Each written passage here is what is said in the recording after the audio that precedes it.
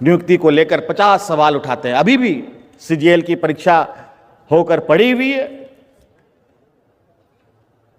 उसमें अफवाह उड़ाने वाले लोग, उसको झूठा साबित करने वाले लोग अभी जेल की हवा खा रहे हैं। और ये भी क्योंकि हमने पूरी ईमानदारी से प्रयास किया है, उस परीक्षा को करवाया है, उसमें भी पाक साफ होंगे, मुझे पूर्ण विश्वास है। और हजारों की संख्या में फिर से नौजवानों की नियुक्ति हम लोग इसी परिसर में करेंगे। तो friends and students, welcome to my YouTube channel. अभी आप माननीय मुख्यमंत्री हेमंत सोरेन जी को सुन रहे थे, जो कि बहुत ही जल्दबाजी में सीजीएल की नियुक्ति कराने के लिए अग्रसर हैं और बड़े बड़े दावे कर रहे थे कि सीजीएल को बहुत ही ईमानदारी के साथ नियुक्ति किया जाएगा और सीजीएल का जो एग्ज़ाम है बहुत ही ईमानदारी के साथ कंडक्ट कराया गया है। इसमें पूरी तरीके से फेयर तरीके से एग्ज़ाम को कंडक्ट किया गया है, ये बड़े बड़े दावे कर रहे थे।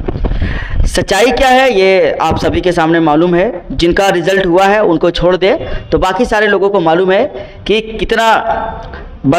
कितने बड़े पैमाने पर इसमें धांधली हुई है, कितने बड़े पैमाने पर इसमें सेटिंग हुई है, और ये सबको मालूम है। मामला न्यायालय में भी है और मामला न्यायालय में है और इतने दिनों से है, इसका मतलब मैटर में दम है, कुछ ना कुछ तो बात है।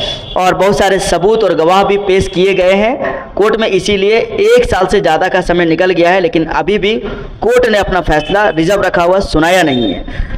अभी कुछ ही दिन पहले हाईकोर्ट में मामले की पूरी सुनवाई हुई है, उसका जजमेंट रोक के रखा गया है, रिजर्व रखा गया है। अभी उसका फैसला आया भी नहीं है, लेकिन आप हेमंत सोरेन जी का जल्दबाजी को आप देख सकते हैं और इसका जो कॉन्फिडेंस है वो भी आप देख सकते हैं। इससे पहले जेएसएससी सीजीएल को छोड़ दे तो बाकी सारे एग्ज़ाम के बारे में हेमंत सोरेन जी बात नहीं करेंगे, क्योंकि हमको लगता है कि बाकी सारे एग्ज़ाम में इसका कोई दिलचस्पी ही नहीं। 2, 2.5, 3 साल लगा दिए सहायक आचार्य की नियुक्ति प्रक्रिया पूरा करने में, जो कि आधा अधूरा है। एक बार रिजल्ट दिया, उसमें से कुछ बच्चों को छांट कर फिर से दोबारा रिजल्ट दिया। मतलब इसका जो रिजल्ट देने की प्रक्रिया है, विज्ञापन की प्रक्रिया है, वो सारा प्रक्रिया में आपको कहीं ना कहीं एक तरीके से गलतियां, त्रुटियां, मिस्टेक्स और भी बहुत सारी चीज़ आपको नजर आएंगे। और इसी तरीके से, इसी लचर प्रक्रिया से जिसका होने का है, जिसका हो रहा है, जिसका तिसका हो जा रहा तो हो जा रहा, मतलब किसी न किसी को तो नियुक्ति मिली। देखिए, इसका काम है नाम कमाना, चाहे मेरिटोरियस वाले स्टूडेंट को ज्वाइनिंग मिले, चाहे मिल जाए, बट नौकरी तो ही दे रहा है। ये नाम कमाना चाहता है कि मैंने नौकरी दिया, किसे दिया ये इसको कोई लेना देना नहीं है। आपको यकीन नहीं होगा, मैं आपको बता दूं, एक्साइज कांस्टेबल में 17 से 20 स्टूडेंट की मृत्यु हो गई है, लेकिन ये उनके बारे में बात नहीं करेंगे। उनका फिजिकल था, उसका फिजिकल लिए हुए सालों गुजर गए, लेकिन उसका ये रिटन एग्जाम कंडक्ट नहीं करा पाए अभी तक, इसके बारे में ये नहीं बोलेंगे। सीडीपीओ का रिजल्ट पेंडिंग है, उसके बारे में ये बात नहीं करेंगे। उसके बाद इंटर लेवल का जो वैकेंसी आया है उसका एग्जाम का कुछ अता पता नहीं है, उसके बारे में ये बात नहीं करेंगे। फील्ड वर्कर का जो वैकेंसी आया है उसका एग्जाम के बारे में ये कुछ बात नहीं करेंगे। ये सिर्फ उसका बात करेंगे जिसमें इसको दिलचस्पी है, जिसमें इसका इवेंट बनेगा।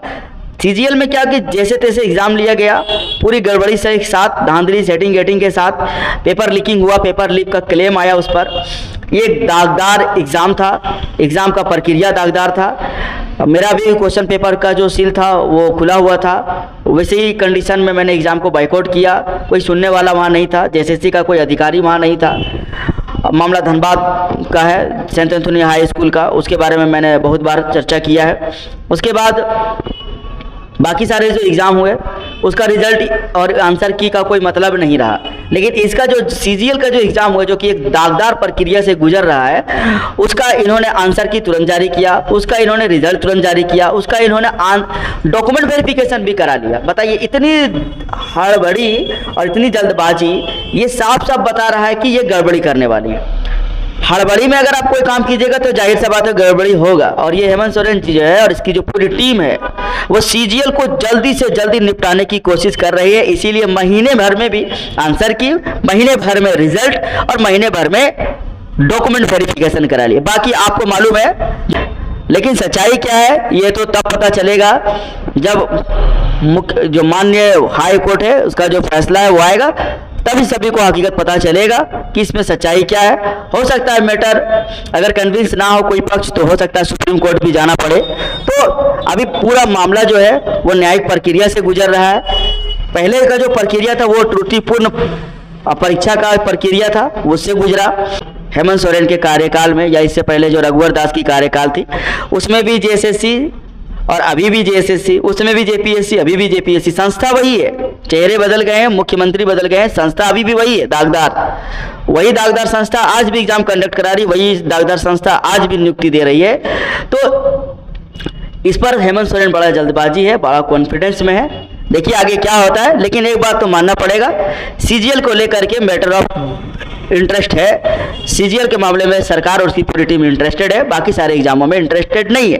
पिछले 10 सालों से जेटेट का एग्जाम नहीं हुआ है, तो उसके बारे में भी ये बात नहीं करेंगे, क्योंकि वो भी मैटर ऑफ इंटरेस्ट नहीं है। देखिए आखिर अगर इनको युवाओं से इतना ही प्रेम है, नौकरी देने में इतना ही इंटरेस्ट है, तो आखिर ये जेटेट के बारे में क्यों नहीं बात करते?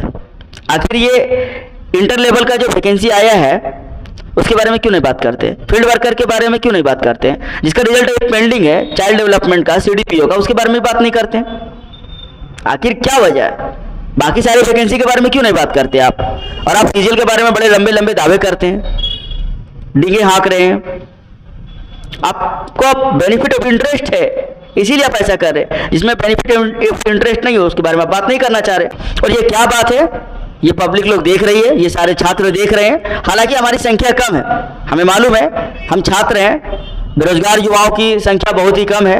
आने वाले दिनों में जब इसका उम्र पास हो जाएगा तो फिर ये हिंदू मुस्लिम में डिवाइड हो जाएंगे और इलेक्शन के समय में ये हिंदू मुसलमान के पक्ष में आकर के अपना वोट देंगे, जज्बाती होकर के वोट देंगे। इससे आपका सरकार को कोई भी नुकसान होने वाला नहीं है, मैं मानता हूँ। लेकिन जो गलत है वो गलत ही रहेगा और जो सच है वो सच ही रहेगा। सच इस बात से है, सच ये है कि आपको सीजीएल में काफ़ी ज़्यादा इंटरेस्ट है, आपकी पूरी टीम इसमें लगी हुई है, और बाकी सारे जो एग्ज़ाम है उसमें आपका कोई इंटरेस्ट और कोई दिलचस्पी नहीं है, क्योंकि वहाँ पर बेनिफिट ऑफ इंटरेस्ट आपका नहीं है। ये साफ साफ दिख रहा है। तो जो छात्र लोग मेरे वीडियो देख रहे हैं, जो लोग मेरे वीडियो देख रहे हैं, कमेंट कीजिएगा। और अगर आपको लगे कि मेरा जो वीडियो है वो बिल्कुल सही है और मैं बिल्कुल सही बातों को लेकर के आपके तक लाता हूं और सही चीज़ आपको दिखाता हूं, सही चीज़ आपको बताता हूं, भले सरकार के पक्ष में हो या सरकार के विपक्ष में हो, तो आप अपना कीमती सुझाव जरूर दीजिएगा। और अगर आपको मेरा कंटेंट अच्छा लगता हो तो आप इसे लाइक और शेयर जरूर कीजिएगा एंड चैनल को सब्सक्राइब करके बेल बटन को प्रेस कर लीजिएगा। मिलेगा नेक्स्ट वीडियो में। Thank you for watching.